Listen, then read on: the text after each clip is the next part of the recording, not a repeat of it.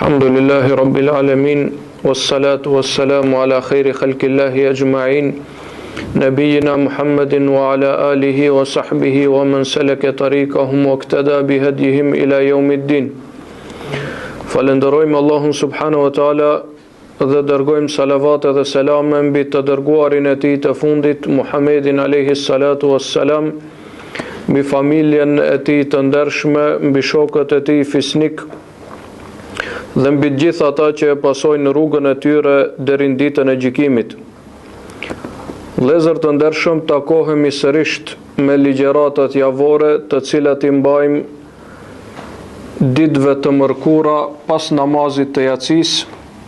Sot, insha Allahu Teala, do të flasim për shenjat e kiametit. Gjithsesi do të vazhdojmë me ligjëratën e 7 në lidhje me shenjat e vogla të kiametit. Nëse ju kujtohet, apo nëse keni qenë prezent, në ligjëratën e parë kemi përmendur se shenjat e kiametit ndahen në 2 grupe. Shenjat e vogla të kiametit, dhe këto janë prej dërgimit pejgamberit alayhis salam deri në ditën e kiametit. Sepse prej shenjave të vogla të para të kiametit është vetë dërgesa e Muhamedit sallallahu alaihi wasallam. Pastaj e përmendëm vdekjen e tij sallallahu alaihi wasallam e kështu me radhë. Këto janë shenjat e vogla. Ndërsa shenjat e mëdha të kiametit, këto janë që do ndodhin pak para kiametit, dhe këto janë më të jashtëzakonshme, shenjat e mëdha, domethënë, këto janë më të jashtëzakonshme dhe që do t'u tërheqin vërejtjen të gjithëve. Sepse shenjat e vogla ndoshta nuk i percepton secili, mirë po shenjat e mëdha do t'i kuptoj secili, edhe ai që ka dituri për ato, edhe ai që nuk ka dituri për ato. Sot do të vazhdojmë me shenjën e 27 prej shenjave të kiametit. Me shenjën e 27 prej shenjave të kiametit. Mirë po, para kësaj, deshta ta potencoj diçka që është aktuale tash. Ajo është në lidhje me 21 dhjetorin të këtij viti, pra 21 dhjetor vitit 2012. Sepse është bërë tollovi e madhe rreth kësaj, faktikisht propagandë mediatike, po edhe hollywoodiane në lidhje me këtë, pas kanë zbuluar disa se sipas kalendarit të majave, që është një civilizim i vjetër, kjo datë do të jetë fundi i botës. Andaj kjo do të jetë e qartë tek muslimanët. Allahu subhanahu wa taala kiametin, çështjen e shenjave të kiametit, ditën e kiametit, përshkrimin se çka do të ndodhë në kiamet, e ka sqaruar për besimtarët shumë qartë.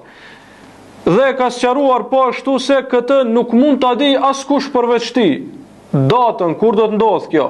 Mirë po për fat të keq, shumë prej muslimanëve nga ignoranca e tyre dhe nga ndikimi i tyre nga malli që vjen prej perëndimit, flas për ndikimin kulturor, do me thonë ndikimin ideologjik që vjen prej perëndimit, janë futur në dyshime rreth kësaj, disa janë friksuar, pyetje të shumta ju parashtrojnë hoxhallarëve, është e vërtetë, as është e vërtetë. Kjo është prej bazave të fesë. Kjo është prej bazave të fesë, se kur do të ndodhë kiameti, nuk e din askush përveç Allahut subhanahu wa taala. Nëse ju kujtohet, ju e dini se në vitin 2000, po ashtu thanë 2000 tash do të ndrohet mileniumi, mund të ndodhë dhe një katastrofë e madhe. Muslimanët edhe atëherë kanë potencuar se nuk është ashtu. Allahu vetëm e din. Nuk e din kërkush tjetër përveç Allahut subhanahu wa taala. Të njëjtën e themi edhe për tash, për vitin 2012. Allahu subhanahu wa taala në Kur'an thot: "Yes'aluka an-nasu 'anis-sa'ah", të pyesin ty njerëzit o Muhammed për kiametin. Kul innama ilmuha inda Allah, thuaj diturin se kur do të ndodhë kiameti e ka vetëm Allahu subhanahu wa taala.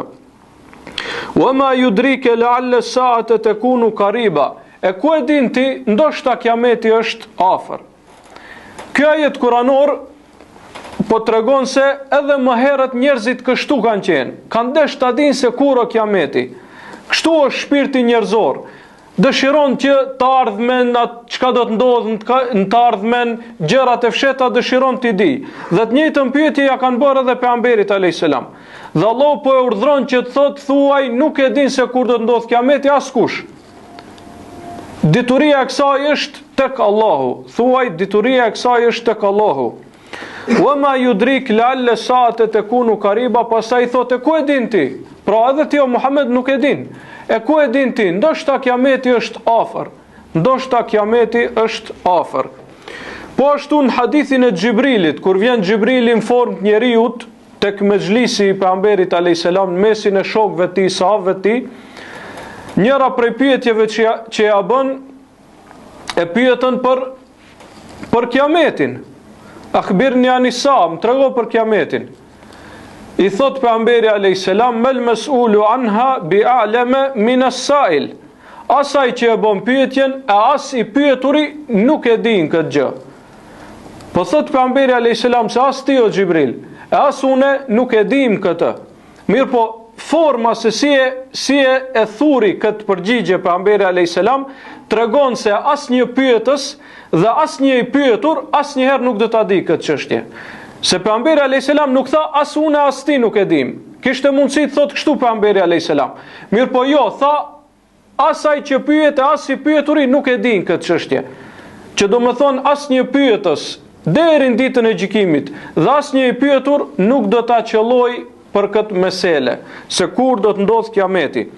Andaj është mirë që në start kjo çështje të qartësohet, pasi është aktuale, domethënë, dhe është mirë të qartësohet. Duhet ditur se sa herë që njerëzit do ta caktojnë një datë për kiametin, ajo nuk është data e kiametit. Sepse Allahu thot la ta'tikum illa baghta, nuk ju vjen vetëm se pa pritmas, kur ju nuk e pritni. Në një datë kur njerëzit e presin që të jetë kiameti, nuk mund të jetë, sepse Allahu thot do të jetë pa pritmas. Andaj jeni të qetë për këtë mesele dhe tregoni, informoni gjithë njerëzve se prej besimit bazë të Islamit në ditën e gjykimit është se nuk e din kur do të ndodh kiameti askush përveç Allahut subhanahu wa taala. Dhe nëse dikush mendon ndryshe apo është në dyshim për këtë, ai del prej feje, sepse i mohon ajetet e qarta dhe hadithet e qarta të pejgamberit alayhis salam. Kushdo që pretendon se e din kur do të ndodh kiameti, apo i beson atij që thot se e din se kur do të ndodh kiameti, apo dyshon në lidhje me atë se ndoshta dikush e din se kur do të ndodh kiameti, kjo vepër është prej veprave që të nxjerrin prej feje. Sepse Allah subhanahu wa taala e ka qartësuar qartë se nuk ka mundësi askush ta di se kur do të ndodh kiameti. Tash vazhdojmë me shenjën e 27 prej shenjave të vogla të kiametit. Shenja 27, këtu siç e ka përmend autori i këtij libri, është pleqt të cilët shtiren si të rinj. Pleqt të cilët shtiren si të rinj, kuptohet kjo me qëllim të keq, do të thonë me qëllim të vazhdimit edhe më tej në mëkate, me qëllim të vazhdimit me ato mëkate që i kanë bërë në rini. Transmeton Ibn Abbasi radiallahu anhuma se pejgamberi alayhis salam ka thënë: "Yakunu qaumun yakhdibuna fi akhir az-zaman bis sawad ka hawasil al-hamam." Do të ketë njerëz në ditën e gjykimit që edhe pse ju ka zbardh mjekra e tyre, mirë po do ta mbajnë vetëm këtë pjesë këtu para të mjekrës dhe do ta lyejnë me të zezë. Si skepat e pëllumbave, thot pejgamberi alayhis salam. La yurihuna raihat al-janna, nuk do ta ndiejnë erën e xhennetit. Thot ky dietari që ka shkruar këtë libër, ajo që unë thot e kuptoj mbas këtij përshkrimi është se skepat që kur e ka përshkruar pejgamberi alayhis salam si skepat e pëllumbave, do më thonë vetëm këtu para, rreth gojës, rreth buzës, do të lëshojnë pak mjekër edhe atë do ta ngjyrosin me zezë, me qëllim që të duken sa më të rinj, do më thonë para të tjerëve, dhe me qëllim që të vazhdojnë në mëkate edhe më shumë. Ibnul Jauzi rahimahullah thot, nuk do më thonë se nëse pejgamberi alayhis salam i ka përshkruar me këtë cilësi, se cilësia e tyre është se do ta ngjyrosin mjekrën e tyre me zezë. nuk do me thonë se ata do të futen në xhehenem për shkak të kësaj, sepse pejgamberi alayhis salam për havarijët, të cilët janë grupi devijuar, ka thonë se cilësia e tyre është se do ta ruajnë kokën. Mirë po ne e dim se ruajtja e kokës nuk është haram. Ta ruajsh kokën nuk është haram. Mirë po kjo është cilësia e tyre. Kështu thot Ibn Xhauzi.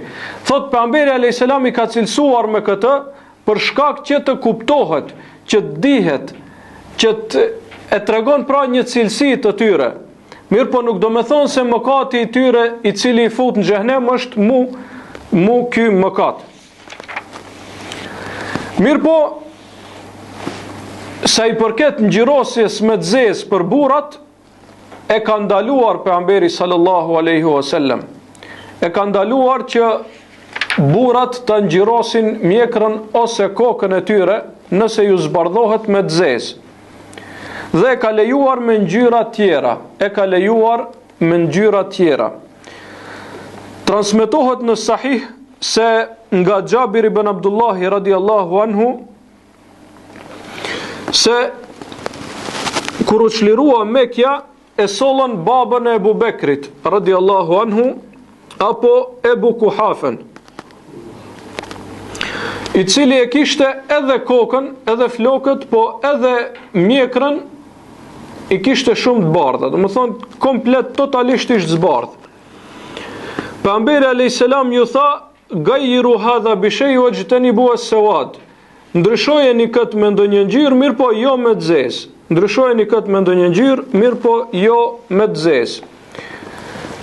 Dhe dietarët e kanë thënë se është mirë pra kur muslimanët përballen me armikun, është mirë që nëse ndonjëri prej tyre është shumë i zbardhur, është plak dhe është zbardhur shumë, që ta ndryshojë ngjyrën e mjekrës. Për shkak se tek armiku kur i shef muslimanët e zbardhuar, kjo do më thonë nxit i trimron ata, i trimron për luftë, ndërsa lufta është siç ka thënë pejgamberi alayhis salam mashtrim. Andaj nëse nuk shfaqen shenjat e pleqërisë në rreshtat e muslimanëve, kjo është më e mirë për luftë. Dhe në sy të armikut të gjithë duken si të ri, domethënë, gjithë duken si me qenë të ri dhe kjo i trishton apo i frikson edhe më shumë armiqt. Mirë po në esencë është mirë që muslimani ta lej mjekrën nëse i zbardhet ose flokët që ta lej ashtu siç është. Ashtu ka caktuar Allahu subhanahu wa taala, sepse në një hadith transmetohet se pejgamberi alayhis salam ka thënë: drita e besimtarit është mjekra e tij e bardhë, është dritë e besimtarit, nuri i besimtarit. Madje besimtari, nëse është njeri familjar, nuk ka nevojë që ti kamufloj shenjat e pleqërisë së tij, pra. Nuk ka nevojë që ti kamufloj shenjat e pleqërisë së tij. Ndërsa me zezë është e ka të ndaluar. Mirë po nëse don me ndonjë ngjyrë tjetër, për shembull me ngjyrë kafe, i lejohet, ka lejim prej pejgamberit alayhis salam. Mirë po ajo që është më e pëlqyeshme është që ta lej ashtu, sepse ajo është dritë e besimtarit, siç është transmetuar në një hadith. Në këto hadithe ku pejgamberi alayhis salam i cilëson pra disa njerëz se do të jenë xhehenemli me disa cilësi, jo çdo herë shkaku pse ata do të jenë të tillë është tek cilësia, pra ta kemi parasysh. Mirë po i përmend pejgamberi alayhis salam sepse kjo cilësi do të mbisundojë tek ata, do të njihen me atë cilësi. Sikur e kishin zakon havarijët që të gjithë pra t'i hekin flokët qel, që për herë t'i kenë flokët e ruajtura. Edhe pse kjo nuk është haram për burrin, për femrën ndalohet, mirë po për burrin nuk është haram, mirë po kjo është përmend në hadith sepse ishte veçori e tyre, dalloheshin me këtë cilësi. Shenja 28 prej shenjave të kiametit është egoizmi, kathratu shuh, egoizmi. E kundërta e bujaris apo kopracia, kur njeriu mendon vetëm për veten e tij. Transmetohet nga Ebu Hurajra radiallahu anhu në një hadith të saktë se pejgamberi alayhis salam ka thënë: min ashrati saa an yadhhara ash-shuh. Prej shenjave të kiametit është që të shfaqet egoizmi.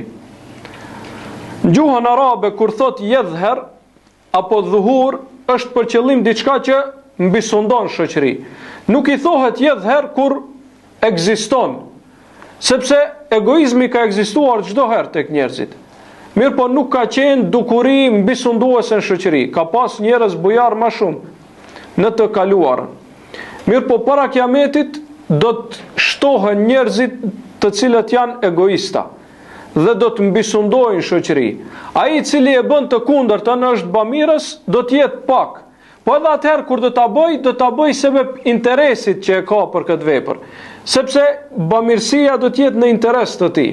Siç ndodh në shtetet perëndimore kur shumë milionera ose miliardera bëjnë shoqata bamirëse, fondacione e kështu me radhë për shkak. Mirë po shkaku, sebepi, qëllimi i tyre përsëri është egoizmi. Pse? Që t'u ikin taksave. Sepse ligji është se nëse disa para japin në për shoqata bamirëse ose në për fondacione, atëherë nuk kanë nevojë që të paguajnë taksa. Më thonë edhe atëherë kur janë bujar, janë me niyet të keq. Në një hadith tjetër të transmetuar nga Muaviu radiallahu anhu,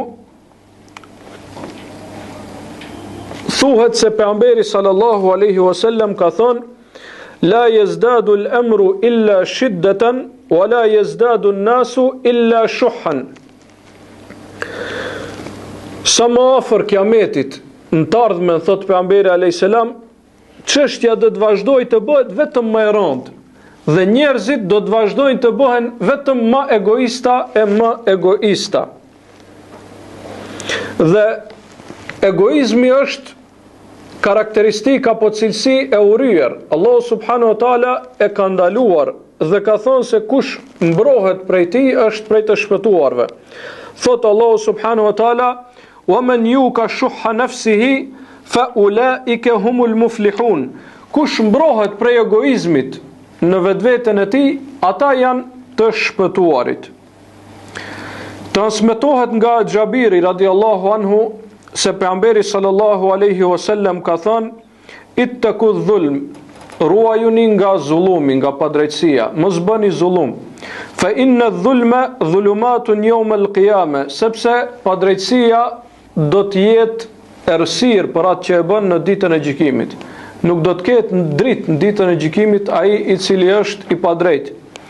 Wattaku shuh, dhe ruajuni nga egoizmi, nga kooperacia. Fa inna shuha, sepse egoizmi i ka shkatruar ata që kanë qenë para jush. Hamalahum ala an safaku dima'ahum wastahallu maharimahum. I dërgoi që ta derdhin gjakun e njëri tjetrit dhe t'i bëjnë të lejuara pasurinë e njëri tjetrit, ta bëjnë të lejuar pasurinë e njëri tjetrit. Dhe shumica e luftrave që në kohën e kolonializmit, po ndoshta edhe më herët e deri më tash, të gjitha luftrat katastrofale që ka ndodhur në botë, ka ndodhur pra shumica prej tyre, flas për luftat e padrejta, shumica prej tyre ka ndodhur për shkak të egoizmit, që sa më shumë prej të mirave natyrale ti grumbullojnë ato fuqi pra. Kanë shkuar në një vend dhe i kanë masakruar banorët e vendit dhe ua kanë marrë të gjitha të mirat që ata i kanë poseduar. Dhe kjo në mënyrë më të qartë shfaqet në Australi dhe në Amerikë. Amerika, qoftë ajo veriore, qoftë jugore, edhe Australia kanë pas njerëz edhe para se të shkojnë kolonialistat europian. Ka pas njerëz aty. Mirë po ku janë sot ata? Janë zhdukur. I kanë shfarosur, domethënë. Pse? Për shkak të egoizmit dhe kooperacisë, që tokën e tyre, pasurinë e tyre, gjithat mirat e tyre t'i kenë ata në dorë.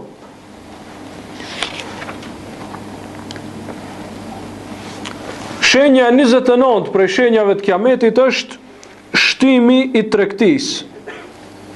Do të përhapet shumë tregtia.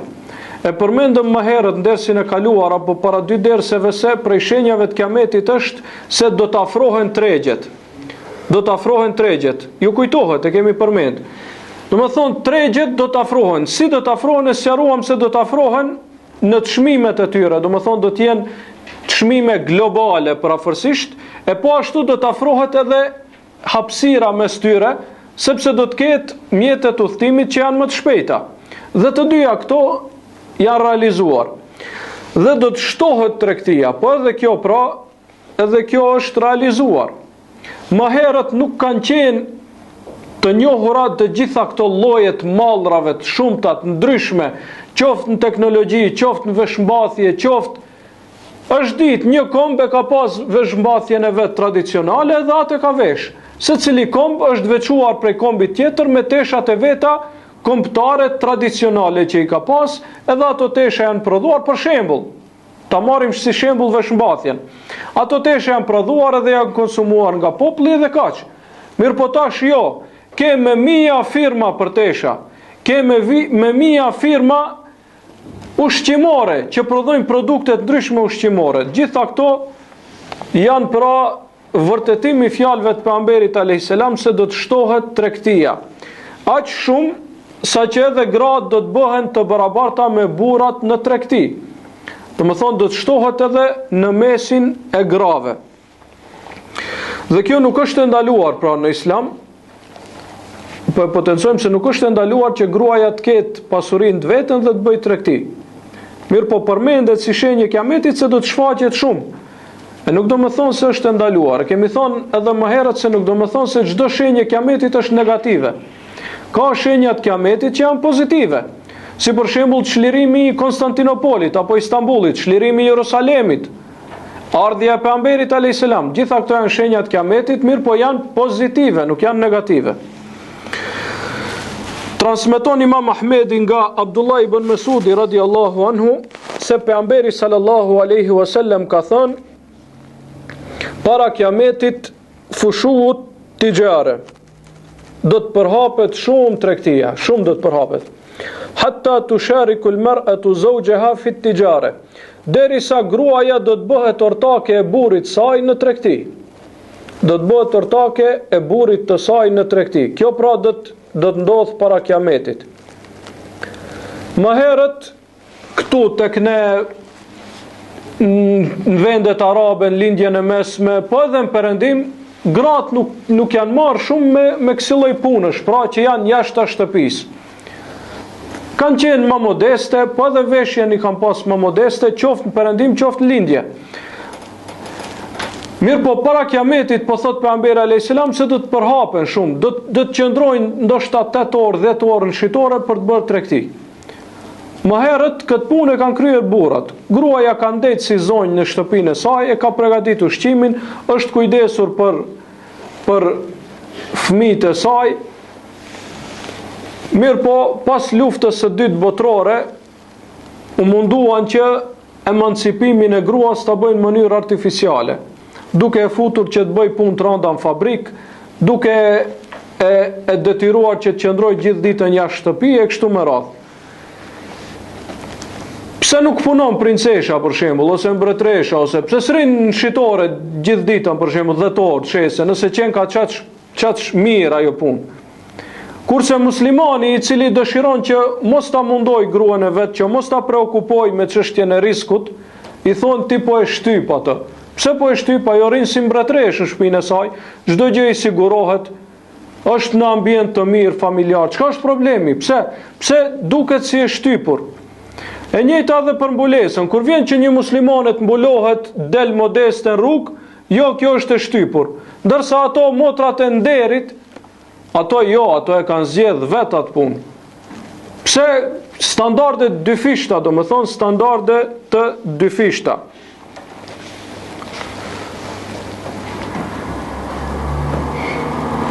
Në një hadith tjetër pejgamberi alayhis salam tregon se nuk ju friksohet muslimanëve nga fukarallëku. Po friksohet se aq shumë do tu shtohet pasuria e dunjas, saqë do të bëhet shkak që ta humbin fenë e tyre. Thot pejgamberi alayhis salam: "Wallahi mal fakru akhsha aleikum", pasha Allah nuk friksohena për ju nga fukarallëku.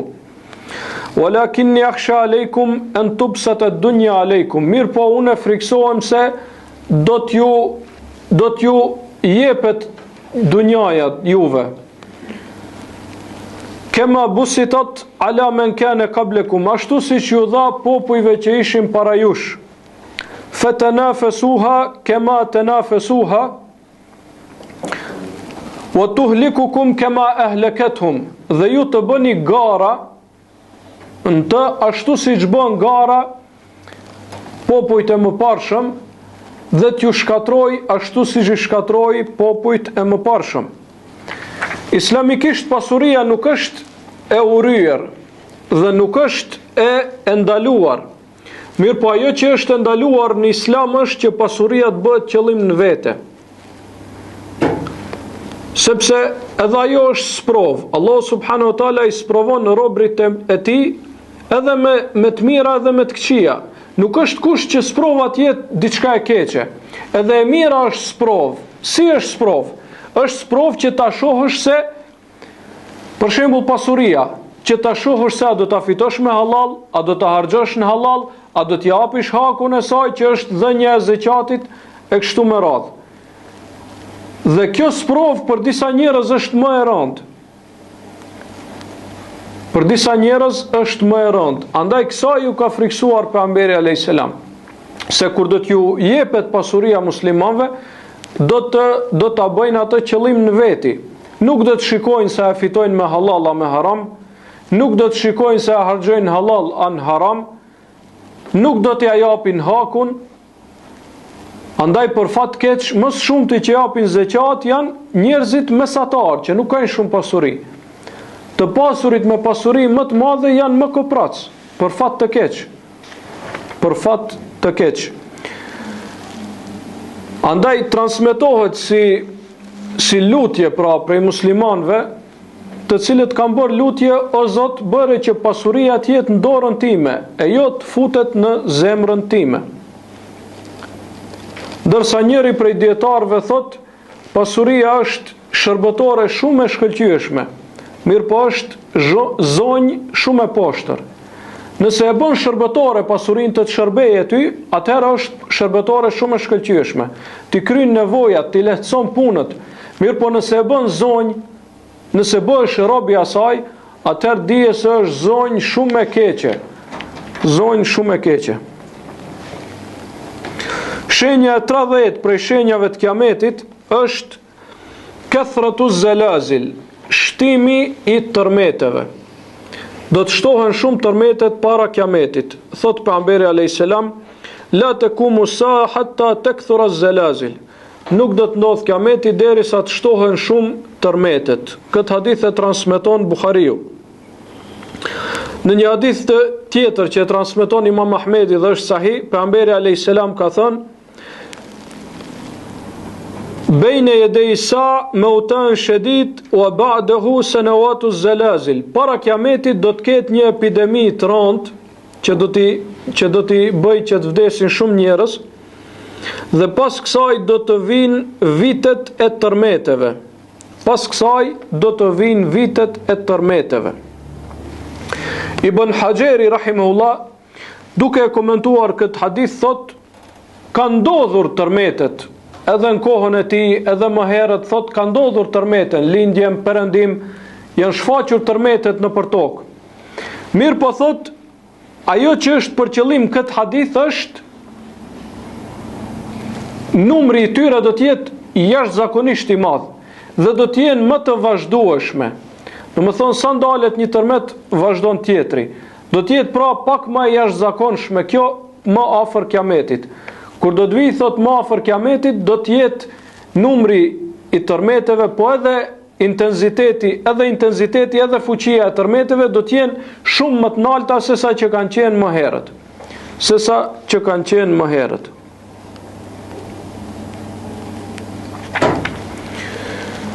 Shenja 31 prej shenjave të kiametit është shafitja e tokës, deformimi i njerëzve dhe goditja e njerëzve. El khasf, wal mesh, wal kadhf. Khasf është kur dënimi vjen prej poshtë, shafitet toka dhe i lëshon një grup njerëzve mbrenda. Mesh është kur deformohet njeriu, qoftë fizika e tij, do të thonë fizionomia e tij, qoftë karakteri i tij. Mund të jetë, do të thonë, deformim kështu direkt, të deformohet forma e tij, pamja e tij, po mund të jetë edhe deformim i karakterit, i cilësive, i veçorive të tij. Dhe këto do të shfaqen më shumë kur do të shfaqen mëkatet dhe do të shtohen edhe më shumë. Transmetohet nga Aisha radhiyallahu anha, këtë hadith e transmeton Tirmidhiu dhe hadithi është i saktë, se pejgamberi alayhis salam ka thënë: "Yakunu fi akhiri hadhihi al-umma khasfun wa maskhun wa qadhf." Në fund të këtij umeti do të ketë shafitje të tokës, do të ketë deformim të njerëzve dhe do të ketë goditje të tyre. Qadhf, goditja është kur goditet prej larg. Dhe Allahu alem ndoshta është për qëllim pra rënja e meteorave në tokë. Më thonë kur goditen prej nalt. Aisha e pyeti pejgamberin alayhis salam, kur i dëgjoi këtë fjalë, i tha: "A ka mundësi që të shkatrohena kurse në mesin ton do të ketë njerëz të mirë, do të ketë njerëz të mirë?" Nga e dinte Aisha se do të ketë njerëz të mirë edhe atëherë? Prej fjalëve tjera të pejgamberit alayhis salam. Pejgamberi alayhis salam ka thënë: "Një grup prej umetit tim do të vazhdojë të jetë në hak deri në ditën e gjykimit." Do të ketë një grup që do t'i përmbahet mësimeve të pejgamberit alayhis salam. Mirë po në këtë hadith po thot pejgamberi do t'ju vi dënimi umetit tim. Aisha i tha: "Si ka mundësi kur një grup do të jetë në hak? Do të ketë një grup i mirë, pa marrë parasysh është grup i madh apo i vogël, do të ekzistojë." Tha pejgamberi alayhis salam: "Nam idha dhahara al-khabath." Po do t'i kaploj dënimi edhe të mirët në qoftë se shfaqet e keqja, qoftë se nuk ka urdhrim për të mirë dhe ndalim nga e keqja. Mirë po në këtë rast dënimi për të mirët do t'jetë pastrim për ta, ndërsa në ahiret inshallah do të shpërblehen. Mirë po në këtë dinjo do t'i kap edhe ata. Për këtë shkak Allah subhanahu wa taala thot: "Wattaku fitnatan la tusibanna alladhina zalamu minkum hasa."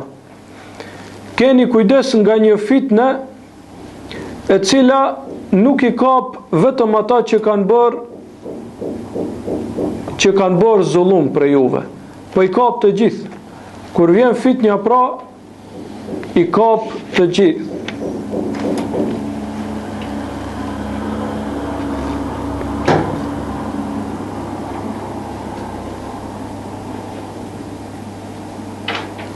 Transmeton Imam Ahmedi pashtu hadith të ngjashëm, ndërsa ajo që është interesant në një hadith tjetër është se pejgamberi alayhis salam kur i ka përmend këto tre gjëra, domethënë shafitjen e tokës dhe deformimin dhe goditjen, i ka përmend cilësitë e atyre të cilët do të goditen me këtë. Thot një grup prej umetit tim do të pijen alkohol, do të pijen raki dhe do të quajnë me emra tjerë. Nuk e quajnë me emrin që e ka, raki ose vin, po do të emërtojnë me emra të ndryshëm tjerë. Në kokat e tyre do t'i kenë këngëtarët dhe instrumentet muzikore. Më thonë, ata janë duke pirë gjëra të ndaluara, kurse rreth tyre ka këngëtare, muzik e kështu me radhë. Thot: "Yakhsifullahu bihimul ard." Allahu do t'i shafit ata. Do t'i shafit ata dhe do t'i bëj ata dera dhe majmuna. Do t'i bëj dera dhe majmuna. Shafitja u përmend, khasf është shafitja në tokë. Ndërsa mesh, deformimi është kjo që e tha, do t'i bëj dera dhe majmuna. Kjo lloj deformimi është përmendur në Kur'an se Allah subhanahu wa taala një pjesë të jehudive të jehudive, pra, të cilët u munduan t'i bëjnë hile ndalesave të Allahut dhe i shkelen ato, duke u munduar ta mashtrojnë Allahun subhanahu wa taala, sepse Allahu andaloi, siç e dini, peshkimin ditën e shtunë. E kishin ndaluar. Ata çka bënin? I lenin rrjetat xhumon, i lenin rrjetat, pra në liçen xhumon ose në det ose ku kanë peshku, xhumon i lenin rrjetat, i lidhnin, shtunën nuk bëjmë kurxhone, apo? Dhe vinin diellën dhe i merrnin. Ndërsa ato rrjetat kishin peshku edhe, pra peshq kishin hyrë në rrjeta edhe ditën e shtunë. Mirë, po kjo është hile prej hileve të tyre, ashtu si që kanë krejt fenë e tyre hile. Allahu a ka ndaluar zinan, ato thonë jo, nëse është me jo jahudi, nëse është me popuj tjerë, nuk është problem. Allahu a ka ndaluar kamatën, ato thonë nuk është problem me jo jahudit. Allahu na ka ndaluar, po, mirë po në mesin tonë, hile, bëjnë mashtrime pra në fenë e tyre. Kjo është cilësi e tyre. E dënimi i tyre çka ke, se Allahu i shndëroi në dera dhe në majmuna. Kjo përmendet në surën Bekare, ku thot Allahu subhanahu wa taala: "Wa laqad alimtumul ladhina a'tadaw minkum fi sabti fakulna lahum kunu qiradatan khasiin." Ju ka ardhur lajmi i atyre që e shkelën të shtunën. Do të thonë nuk e respektuan ndalesën që mos të peshkojnë të shtunën. Dhe ne u tham atyre si dënim, bëhuni majmuna të nënçmuar. Bëhuni majmuna të nënçmuar.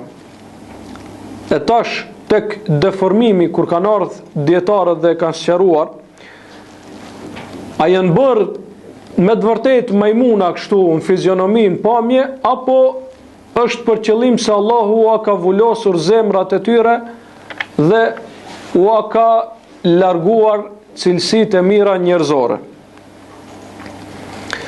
Ibn Kathiri rahimahullah transmeton nga Ibn Abbasi dhe imamat tjerë të tefsirit se kanë thonë se janë bërë me të vërtet majmuna. Do më thonë është deformim real, sepse kjo është ajo që kuptohet në shikim të parë prej ajetit, se me të vërtet prej njerëz Allah i shndëroi në majmuna, si një dënim para dënimit në ahiret, pra si dënimi kësaj bote para dënimit në ahiret. Disa prej dietarëve të tefsirit tjerë, siç janë Mujahidi, Ebu Lalje dhe Katade, e kanë mendimin se deformimi i tyre ka qenë deformim në cilësitë e tyre. E jo patjetër pra në fizionominë e tyre, po deformim në cilësitë e tyre. Dhe këtë e transmeton Ibn Hajeri nga Ibnul Arabiu, mirë po thot se e vërteta është e para. Ajo do më thonë që kuptohet në shikim të parë prej tyre. Ndërsa Rashid Rida në tefsirin e tij thot se e vërteta është e dyta. Dhe se deformimi i tyre është në cilësitë e tyre, e jo pra në fizionominë e tyre. Sido që qoftë, ky deformim ka ndodhur dhe do të ndodhë, pra, do të ndodhë. Asaj përket deformimit në cilësi, ky është prezent sa të duash. Shumë prej njerëzve pra bëjnë një moralitet më zi se kafshët. Halalin e konsiderojnë haram, haramin e konsiderojnë halal, madje nuk kanë asnjë problem në zemrën e tyre për këtë. Dhe ky lloj deformimi është i qartë. Mirë po ka mundësi, nëse dëshiron Allah subhanahu wa taala, që ti deformoj edhe në aspektin fizik, do më thonë, tua deformoj fizionominë e tyre në mënyrë pra direkte, jo në mbrëmsinë apo në shpirtin e tyre. Kjo është sa i përket shenjës së 31 prej shenjave të Kiametit, pasi që edhe s'ka dhe shumë kohë, me kaq do ta përfundojmë, vazhdojmë në dersin e radhës që do ta kemi për shenjat e Kiametit, me shenjën e 32 e që është paksimi i njerëzve të mirë. Paksimi i njerëzve të mirë apo vdekja e njerëzve të mirë. Kjo është ajo që deshëm ta përmendim për sot. Allahu e din më së miri. Wa sallallahu wa sallam ala nabiyina Muhammad wa ala alihi wa sahbihi.